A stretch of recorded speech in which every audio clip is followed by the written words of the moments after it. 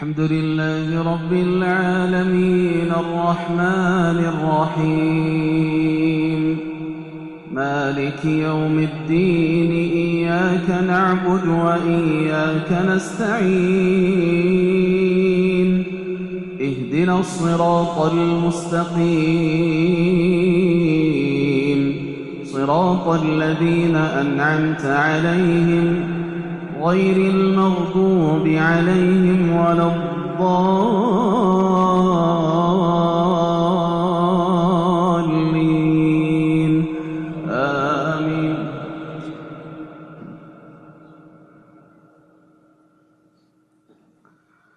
لا أقسم بيوم القيامة ولا أقسم بالنفس اللوامة أيحسب الإنسان أن لن نجمع عظامه بلى قادرين على أن نسوي بنانه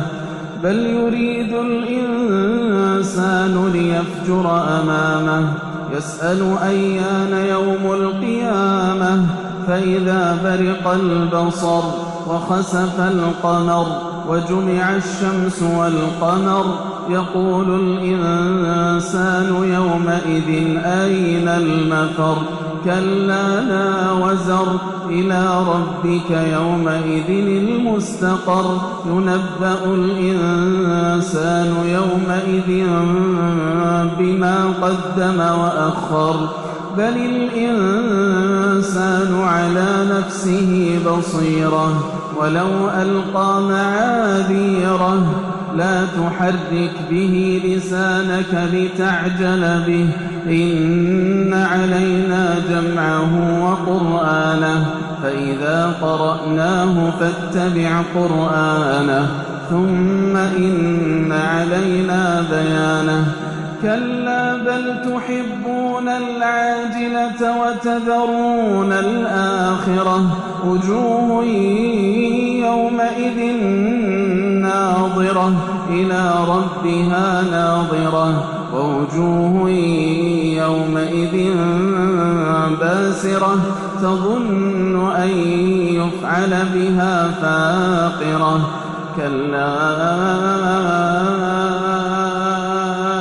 إذا بلغت التراقي وقيل من راق وظن أنه الفراق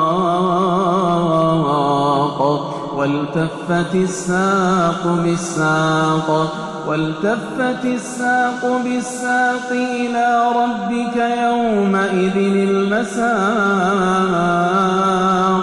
فلا صدق ولا صلى ولكن كذب وتولى ثم ذهب إلى أهله يتمطى أولى لك فأولى ثم أولى لك فأولى أيحسب الإنسان أن يترك سدى ألم يك نطفة من مني يمنى ثم كان علقة